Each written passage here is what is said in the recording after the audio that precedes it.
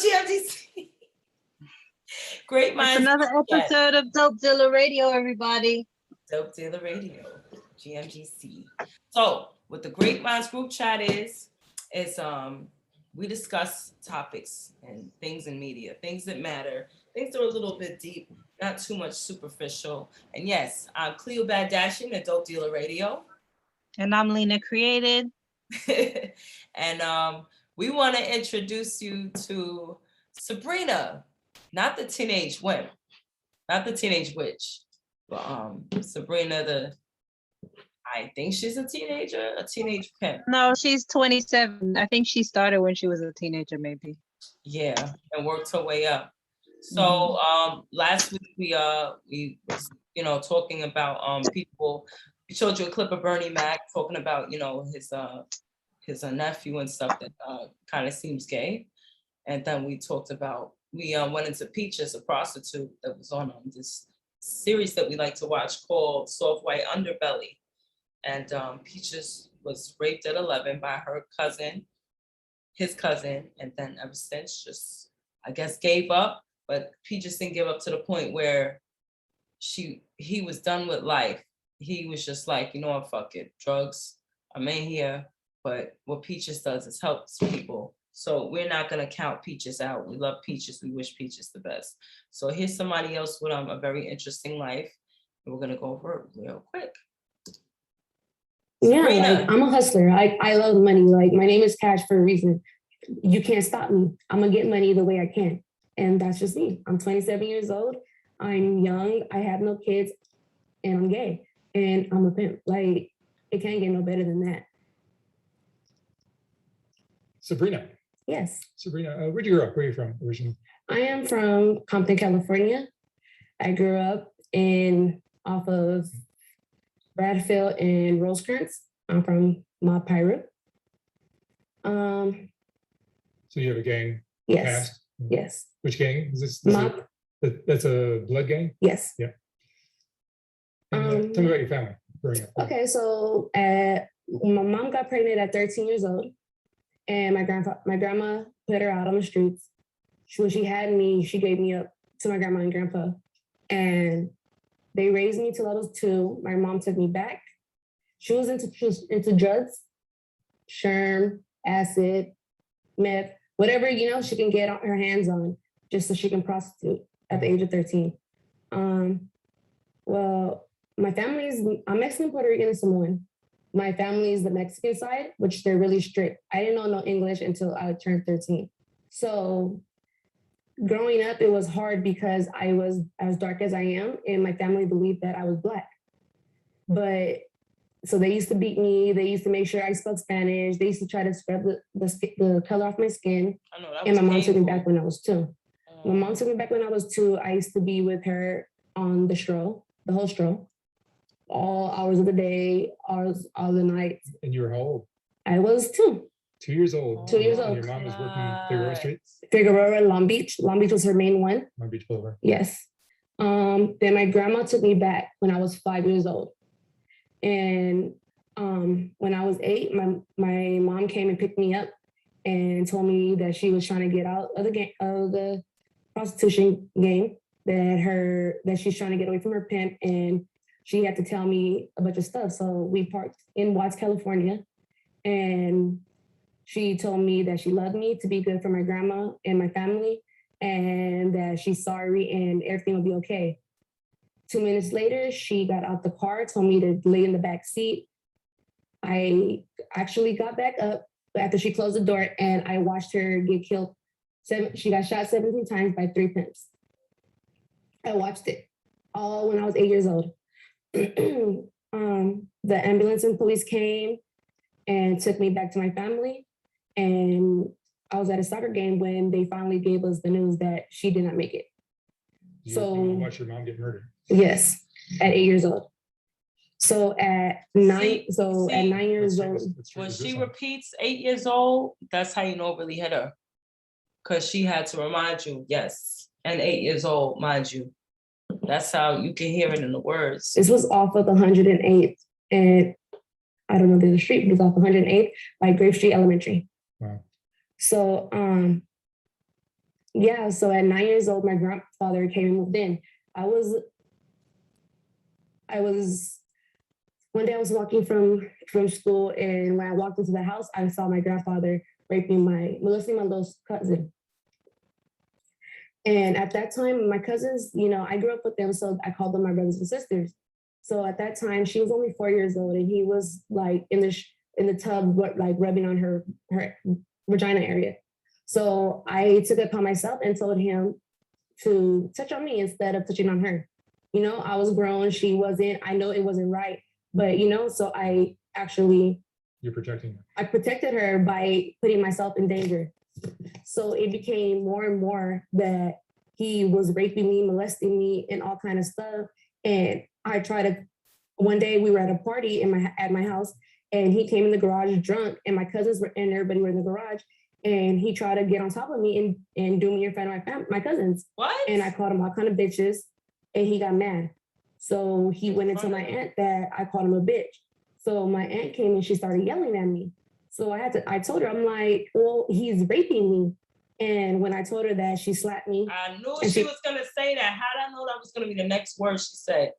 I knew that. Only like we keep it in the family. We don't say things like that. Keep it in and the I family. told her, I was like, it wasn't right. I knew it wasn't right. So 2 days later, I ran away. I ran away to a friend's house. And then like a day later, my grandma found me. And she found me and took me back home. And then after that, she used to come and pick me up after school and everything. I wasn't allowed to go to school by myself anymore. And one day I found a way to run away again, and I did. And they didn't catch me. So this time my uncle came in to look for me. He came to look for me, and my friends told me where I was. This was all at 12 years old. So they told him where I was. He came and got me and took me to Rancho. From there, I told him where I was, and that's why I told him everything that happened. And he was so upset that he went back to the house and try to look for my grandfather, but he was gone. My grandfather knew what he did, and he knew the things that were gonna happen to him. So he left. I went back home. Every day I was beat, like, because my grandmother was mad that I got rid of my grandfather. So in order to cope with it, I joined the gang. I can't tell you how many these women be so hard up for these niggas, even when they old. That's ridiculous. And no matter what they do, what kind of shit? I've seen it a lot with, like, especially Hispanic grandmothers and mothers. Like, because I grew up like that too, like, love the boys but raise the girls. But it's just like It's not, I don't know what it is. It's like these boys, it's like the fucking sun shines out of their asses, even if they're total assholes. And guess what? Now we got to take care of them. Yeah. Now we got to take care of them. I'm taking care of them. It's backwards. Because they don't even have no use to themselves. Nope. And I wasn't a bad kid. I loved school and all that, but in order for me to deal with the gang and stuff and deal with school and not be tired and stuff, I started doing meth at 12 years old. And from there, it went from meth, powder, a little bit of sherm here and there, and crack. So this is all at 12 years old. Then foster care came. So they took me away, and when they put me in foster care, I had a nervous breakdown where I started biting the foster mom. And when I started biting the foster mom, she took me to the mental hospital, where I was there for 3 months. At web.com, you won't find that's what I'm about. the latest sports when I adopt kids, be very patient with them. But if you need to build an online store, some of them get so abused, they finally find their punching bag, something nice and soft and loving. And I was convinced that something was wrong with me. I didn't understand nothing. I only knew Spanish. Like nobody, I didn't have anybody to talk to me. Right. So I shut down. I became mute and I didn't speak at all. So finally I got into a foster home and I lived all the way in Pinion Hills, where it's like it's deserted. It's just one house and then nothing but desert. And then you have to drive 30 minutes to go to a store or And it sounds like it's on purpose. Does it not? You put the foster home in the middle of nowhere? I They bet have them in a remote place so that, you know, anything that happens, it doesn't get reported, at least not right away. oh, it's Nobody, if they keep it under wraps, it won't get out. horrible. It's about to get juicy. Watch. House, another house, or anything else. So living out there, I was able to find myself and like meditate and do other things. And my foster mom helped me, like, you know, get it together. She was been through the same thing I've been through. So it was easier for me and her to connect. Yes, I became unmute, but I did not speak English still because my foster mom was Hispanic. So this whole time I'm going to school, don't know English, but you know, I'm getting by. So at 15, I run away because she started getting men in her house and I wasn't comfortable with it. I'm not comfortable with Hispanic men, not being racist. I'm just not. It's just uncomfortable for me. And I get nervous and I get very anxious. I get bad anxiety. So I ran away and my social worker ended up bringing me to Fontana.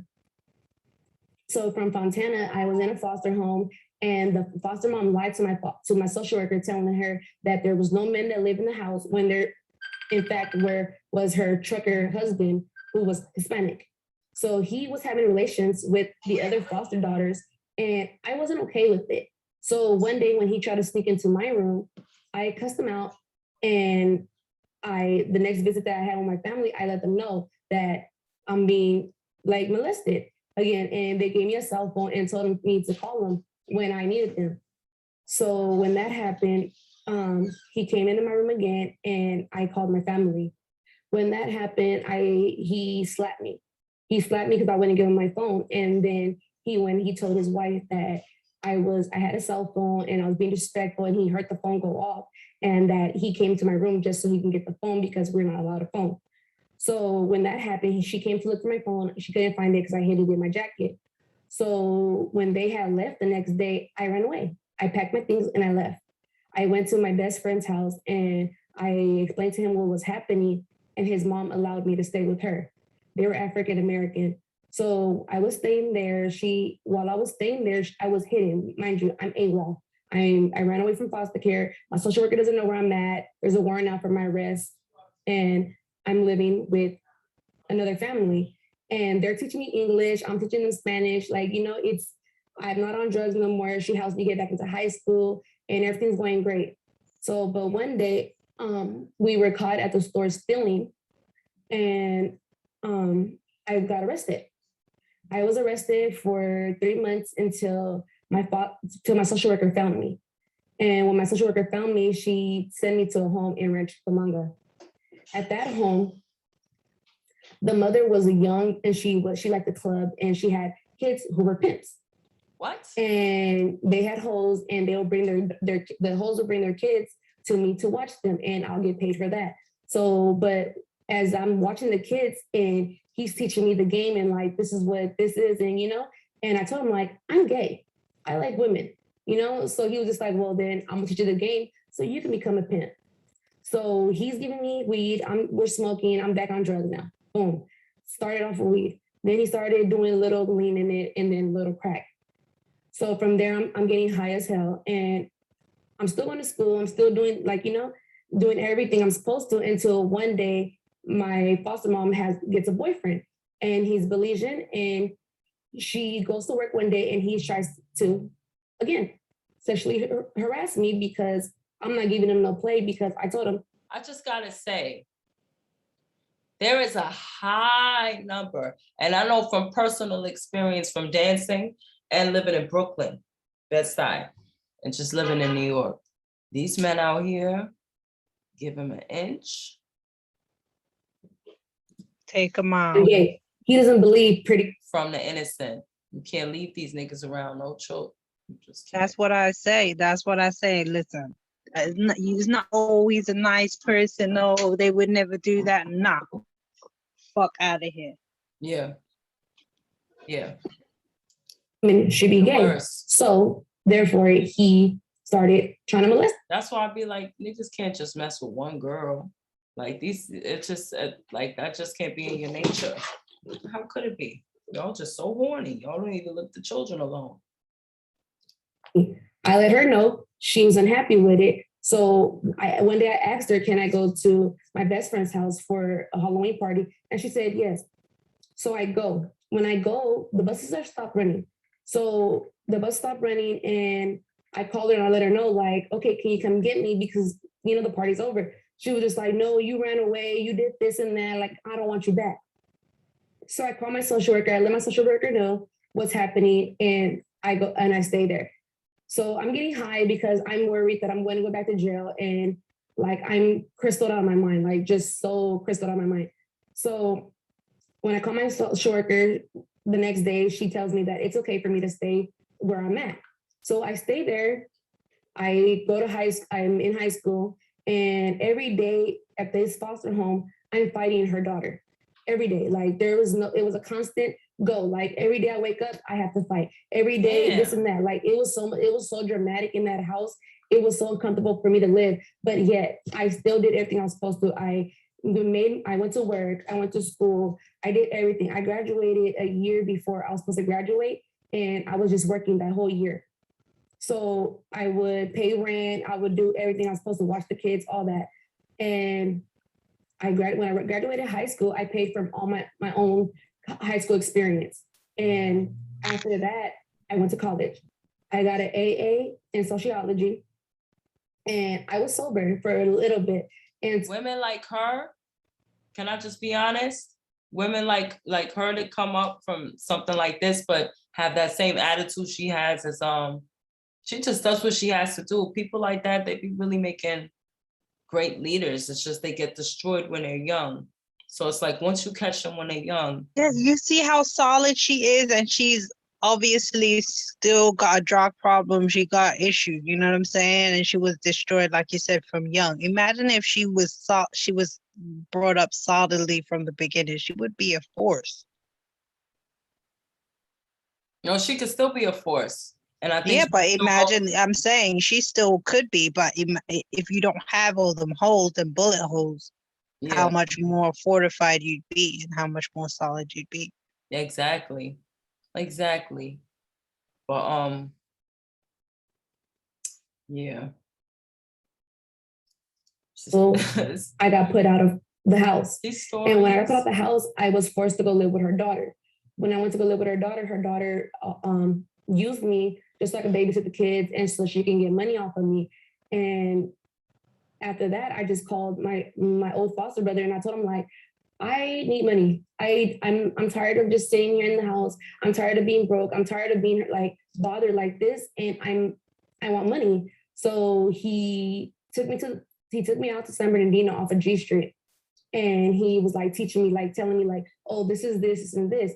And now I'm getting high again with him, popping mollies, popping e-pills, getting high and leaned out and just awake all night, all day, just so I can be able to learn the routes.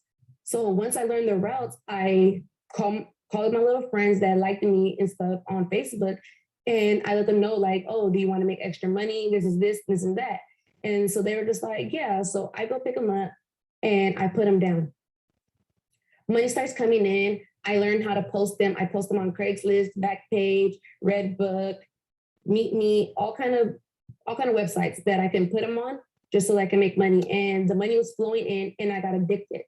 So I started getting addicted and that's when I started pressing crystal hard. I started slamming it. I started smoking it, started sniffing it. Whatever I can do with crystal, I did it. I chiefed it up back there, and I just anything to get a high so I can be okay with it, And as a woman, I couldn't be in the car. It would be suspicious. So I used to dress as a prostitute and go down and, be around the girls. And in order to stay warm, I had to do other drugs. So I did crack. And I was naked, always naked and out there and just watching everything that goes down, collecting money, selling drugs and, maneuvering. So one day I got kidnapped. I got kidnapped by a pimp named Kelly in Pomona, California. And he pistol whipped me. He took me to his house in LA, and he tried to force me to hoe for him. But the thing is that he didn't want me to hoe. He wanted me to steal. He didn't want me to sell myself. He wanted me to pretend so he can steal and I can steal from them. And he used to beat people, like bloody murdered. And I was like fighting for my life every day. Like I used to almost use the bathroom on myself, number two, because I was so scared. Like I was on the street and he was parked right there. Like there was nowhere for I can move, like, nothing. So one day he got comfortable. After 2 weeks, he got comfortable and took me back to Pomona. Right when I got to Pomona, I called my old foster brother and I'm like, look, I'm here in Pomona, come get me. He comes and he gets me. So when he comes and gets me, he asks me like what happened. And I'm telling him, I'm describing the guy, describing the car and everything. Come to find out that it's his cousin. His cousin saw me one day and he was just like, I want her and I'm going to do whatever I got to do to get her. So when he finds out it's his cousin, they end up fighting in the street. Boom. We all go to jail. I go to jail and I get released and I go home to Compton, California. And I started gangbanging again. And I started really like selling drugs and pimping and doing all this kind of stuff and to get money. And my family started disowning me. When they started disowning me, I started slanging to my family. Like I started giving my family drugs and, doing it like that. And then I started pimping on my little sister. She was 15 years old and What? she wanted to hoe. So I had her hoeing for me. You're how old now? Me, I was 21 at the time. You were 21. Yes, and she was no, I was 18 and she was 15. Okay. So I'm selling her, me, my guy friend, and her, we're thugging it. Then we started getting more females. And Gina, my little sister runs away and she doesn't come back. She goes back home. And she's pregnant and I'm still doing me. Then my other girl leaves me because she got ran over by a car and she felt like I didn't care. So now I'm here, I'm slanging dope in the riverbed. I'm sleeping in tents. I'm cracked out of my mind. I'm like just so crystal out of my mind. I'm going from garage to garage to garage and hotel to hotel to hotel, tent to tent to tent, all in Norwalk riverbed by the Green Line station. So then one day my friend hits me up and he's like, oh, I got a girl for you. So I go to Southgate and I meet this girl. She tells me she's 18 years old. At this time, I'm 21. So she tells me she's 18 years old and that she wants to hoe. So we started doing it. I got her hooked on crystal meth. And so we're getting high as hell. Me and her end up falling in love with each other. And after we fall in love with each other, I'm like, hey, I don't want you hoeing no more. She was just like, well, this is the only way to make you happy. So I'm going to go ahead and hoe. So she's hoeing and we're doing this whole thing. Well, one day I get pulled over by the police and they find my gun in my car and they take my best friend to jail. They take him to jail and then when they ID her, they find out that she's missing. She's been missing. What? So me not thinking because I'm so high and haven't been to sleep, so I'm delusional. I'm like, what do you mean? Like, why are you taking, this is my girl and whatever not. They were just like, well, either we take her or we take you. And I'm like, why would you take her? They were like, well, she's 17 years old. And I'm like, well, take her then. Like, I'm not going to go to jail. So they take her. And so she hits me up and tells me I'm messed up, that she's being raped by her dad and that I need to come get her. Well, I can't come get you. So I leave her where she's at. So I end up bailing my best friend out and we're in his garage and I get a phone call from the girl. And she tells me like, oh, I need you to meet up with me. I got money for you and all this. Now me, I'm so money hungry and so delusional. I go. So when I go over there, we're talking and I fall into her trap that, like I started answering questions that I shouldn't have answered. Like she asked me, why did I do it to her? I told her because I needed the money. Why did I beat her? Why did I make her have sex with Eric? And I'm like, I didn't have you have sex with Eric. You chose to have sex with Eric for some money. So she set me up and all I know is SWAT came. She was an informant. She was an informant and I got put on Long Beach and Rosecrans at McDonald's. They swarmed up on me and they took me to jail. So I'm fighting. I'm in jail fighting, pimping and pandering, human trafficking, kidnap, false impersonation, and rape. So they're trying to give me 65 to life. I won't take the deal. So then they tell me 25 to life. I'm definitely not taking the deal. Or do you want to go to trial? No, because I know I'm going to lose because there's some things that did happen and didn't happen. So then they gave me 16 with half. No, 16 with life. I told them no. Then they told me 16 with half. Fine, you know? So I took 16 with half, and in February 2017, I ended up going up to Chowchilla to prison. For pimping and pandering? Pimping and pandering, human trafficking. A female pimp. A female pimp. Yeah. So while I'm in the first day in Chowchilla, the first day I got off the bus, I had girls at my door, 3 girls ready to fight me. So I got jumped. I didn't lose, you know, but I got jumped because they said pretty girls are not allowed to be in the yard because they don't want their girls, which are either transgenders or studs, trying to hit on us. So I got jumped for being pretty. So from that day, I started doing drugs and I started making shanks. I got caught and I went to SHU, which is acid lockup, 24/7 lockup.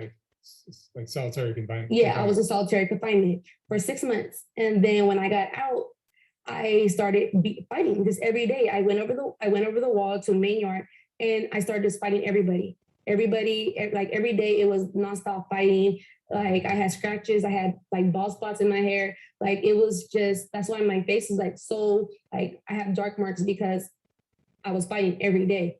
So I ended up, it was to the point where I hated people and I didn't stop. Like every day was fight for me. So one day this girl that was always bullying me since reception, I had enough of her. So every time I seen her, it was a fight on site. Like I would go to her school, I would go to her school, beat her up. I'll go into her room, beat her up. I'll go to child, beat her up. I was like everything until she started pressing charges on me. And I ended up with an assault and battery charge. So here goes more time. So they pushed me from 2021 all the way to 2026. So now I'm in solitary confinement again, and I'm here for 8 months. So from after solitary confinement, the girl calls enemies on me. So I have to go to another prison. When I go to CIW, which is California Institution for Women in Corona, I meet. How the hell is she out of prison? That's all I know. She tells me like she's not gonna put up with my shit, that she needs me to go home before time. So I did everything that I was supposed to. I sobered up. I started going back to college. I started working. I started working out. I started behaving myself, and I got my time back to May 2021.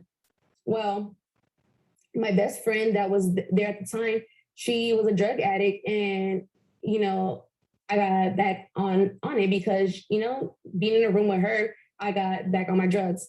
So now I'm trying to keep it like, oh, I'm not on drugs, but I am on drugs. Like trying to keep it away from the police. So and trying to hide it, and it got so hard that I just passed out. So I asked them to put me back in Walker, which is the mental institution. And because I tried to commit suicide because I just couldn't take it no more. Yeah. Like I was tired. I was frustrated. Like everything like was coming down on me. Like I was just breaking down little by little by little. And I tried to kill myself, tried to hang myself, and I didn't go through with it. So I was in Walker for 3 months, and they finally let me back out. And when they let me out, they told me I was going to go to Patton.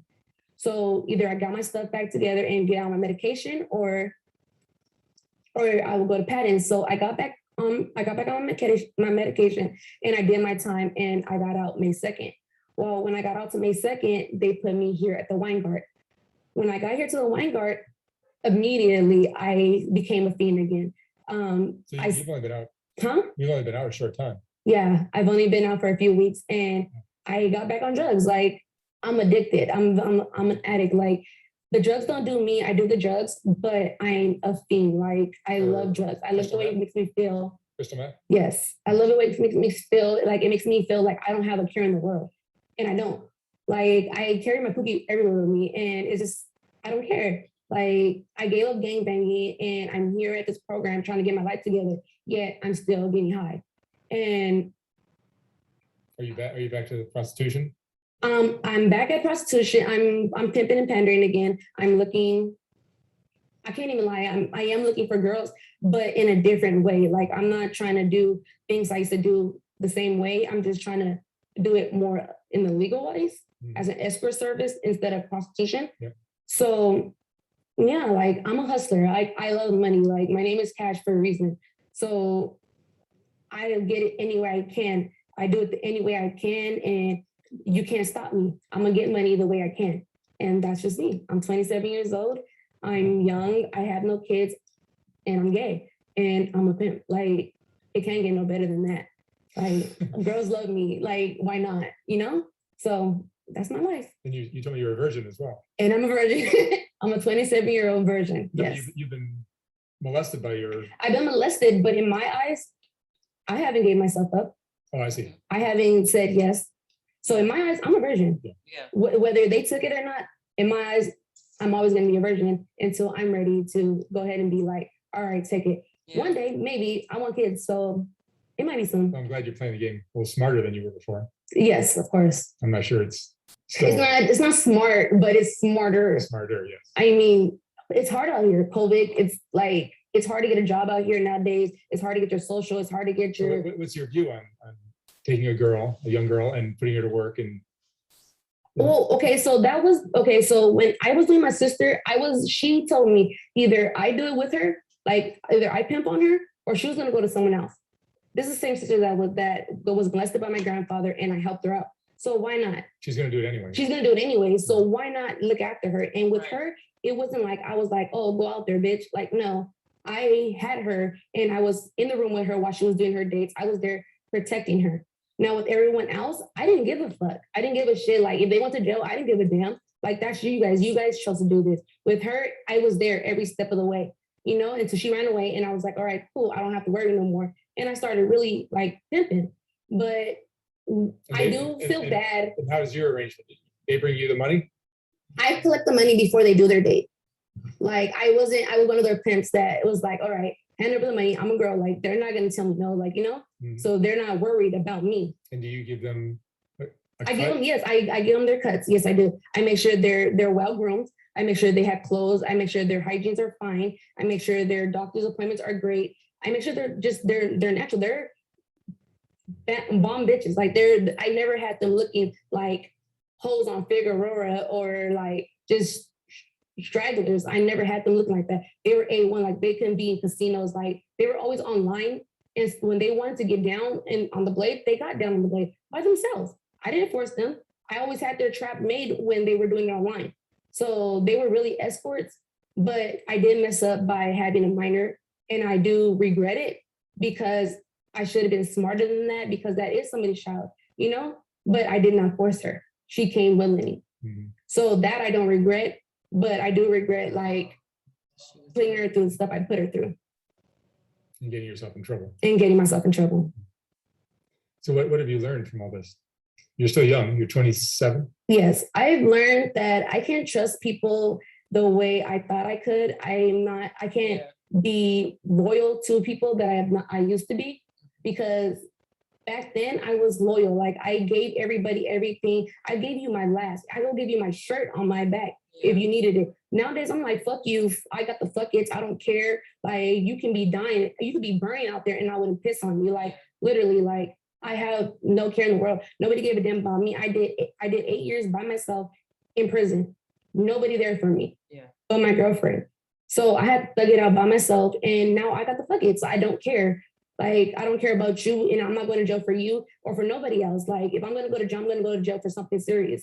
And that's just that. And my life, I'm going to live it. I'm going to go back to school. Yeah, I'm on drugs, but I know how to do stuff legally now. Now I know I know my limit. I'm not on Sherm. I'm not on heroin. I'm not on all that kind of stuff. I'm just on crystal and weed. That's that. All right. Cash? Cash. Cash, thank you so much for talking with me, and I wish you the best of luck. Be careful out there. Thank you so much. Thank you very much. Cash Wow. was a young girl, and they took her, drug her through the mud, and used that girl like a cum rag and threw her in the garbage. It all started off her fucking Hispanic ass family seeing her as a black person. Yep, rape that little nigger. She got curly hair and she's brown. That's enough of them. That's why I told you all these other races, the Chinese people, the Mexicans, they be like, I'm not white. I'm like, yes, you are. Your hair is bone straight and your skin is pale. You white. Because if I go to your country where you don't want me to go, I'm gonna find the black versions of you with the dark as hell and their hair is kinky. I'm gonna find them. They still look like you, but those are the ones you don't want to talk about. But yeah, Sabrina, she just she tried. They turned her out, and they used her, and then she just tried to find a way through what was there. Yeah, the was- most bearable way that she could see getting through that situation. Yep. Still trying to be a decent person. It's And so then- interesting that he called his channel Soft White Underbelly. Started off with those hillbilly people from the those inbred family, one white family, and then he just started dealing with everybody, the prostitutes. all the black people, all the coloreds. Uh-huh. And no white underbelly. It's like where's the white underbelly? Like I've seen 2 white families since I've been watching it. I don't know. We'll just count his belly. Let's just say it's his belly. Maybe he's talking about his own belly. Yeah, that's how I calculate it in my head. Because other than that, I'm like, it's like, but I understand what they mean by you're super literal, so you understand what they mean by soft white underbelly. Like it's just never been seen. It's soft. But you're the white one. But yeah, Sabrina, she tried. Boy, they fucking strained her out like a fucking paper towel, like a sponge. They just I want to know if there's no one in this friggin' streets, in the streets, like that didn't go through it like this. It's just like extreme hell. Right. And my boyfriend, he's been around a lot of things like this, seen things like that. He shares stories here and there, and it's like, like these niggas be like, I pimp like it was nothing.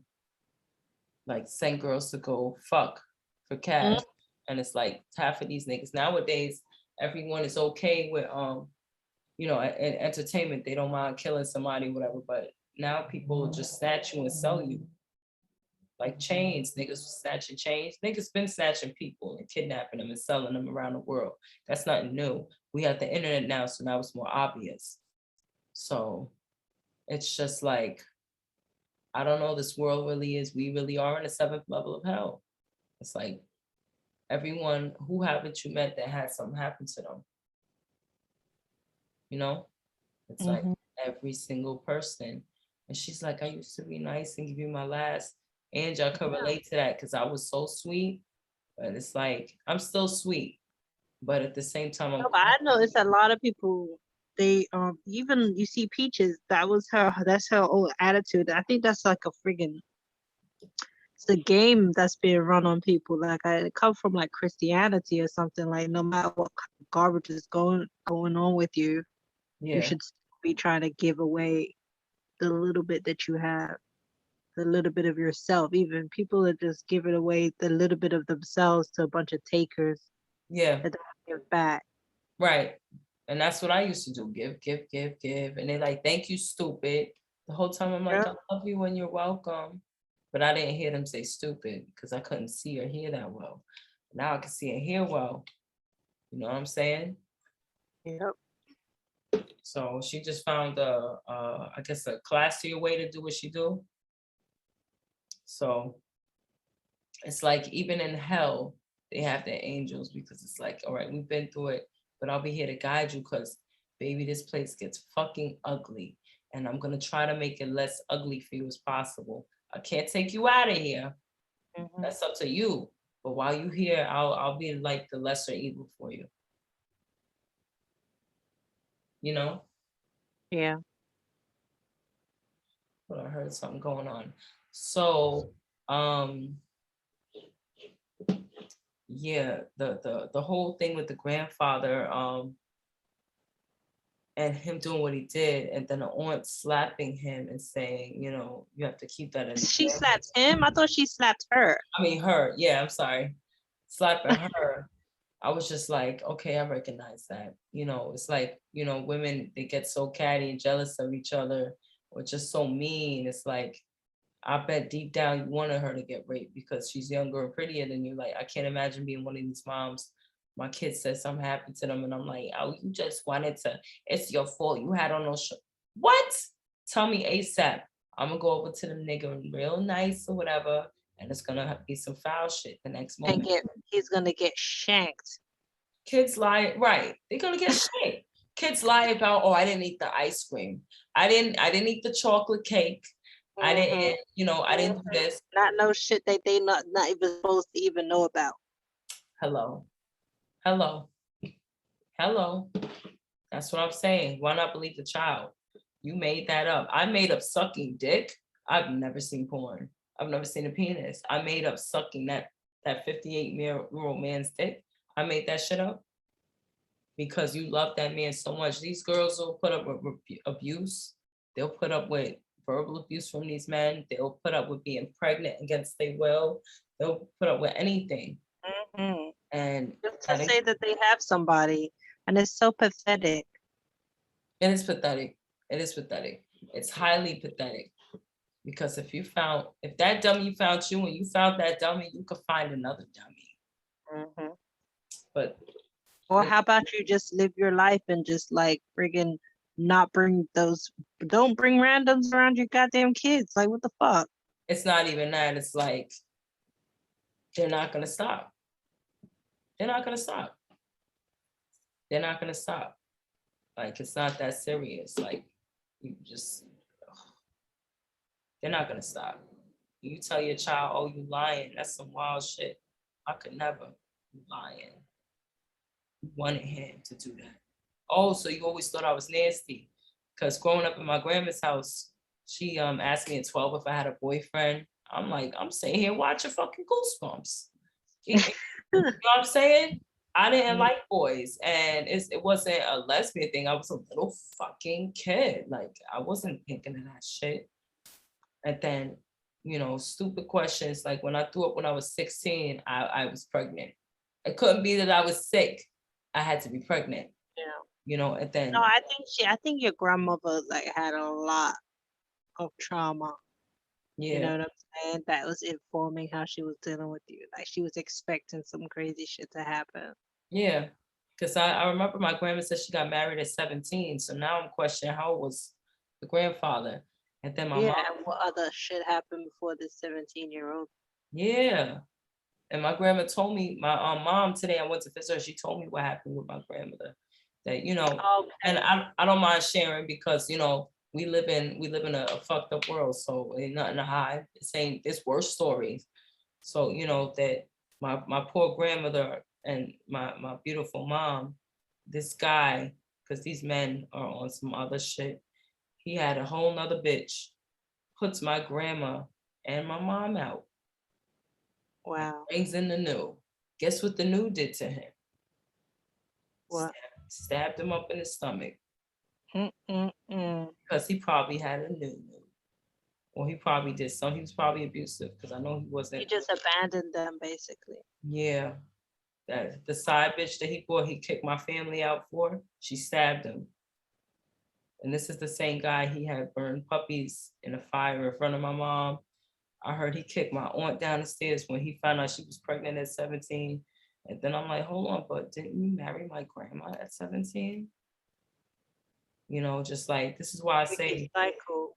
Right. And it was a lot of men were back like this back then, a lot. And this is still a lot now, but it was a time where women were housewives and had nice little fancy jobs. So, you know, men were at this point. So that's why women wanted independence. Because I had a man saying to me, he's like, y'all wanted your independence. I'm like, women wanted independence because niggas was wilding.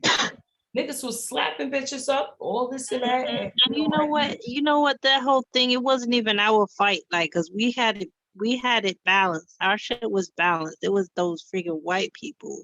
They their shit was not balanced, so they was trying to act like, you know what I mean? They were trying to like get us co-opted into their plight.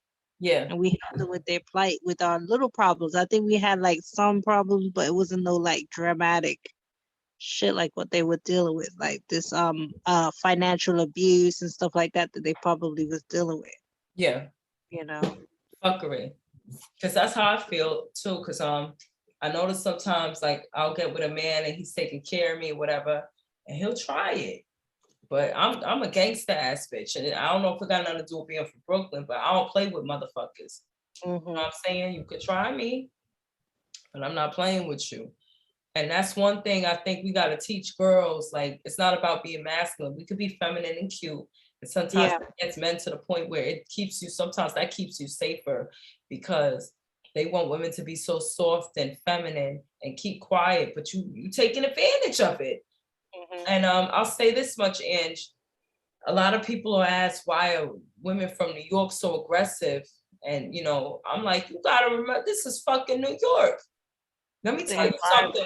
When these niggas turn up and get violent, you think the women are still gonna act like women from down south, ladylike them? No, bitch, you gotta be gangster too. Cause these niggas will punch you, they'll knock you out, they will treat you like a nigga. And I know that because I've had boyfriends, they try to argue with me. I'm like, hold on, sir. I'm not a sir. And I'm not gonna sit here and argue with you. Why should I raise my voice? I know it's a little deep. I know I got a little bit. I know I got some bass available. But we don't have to be about that.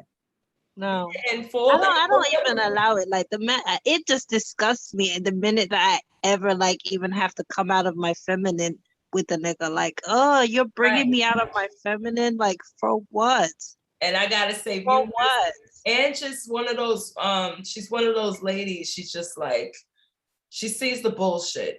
We were in her apartment one time. She's like, hold on, no.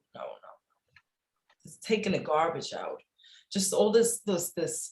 It's too much. Yeah, I mean, look, I have to perform. I have to make sure that I take care of certain things without you having to deal with it. I shouldn't have to deal with like the yucky stuff like garbage. Like, go and take that garbage. How much time does that take?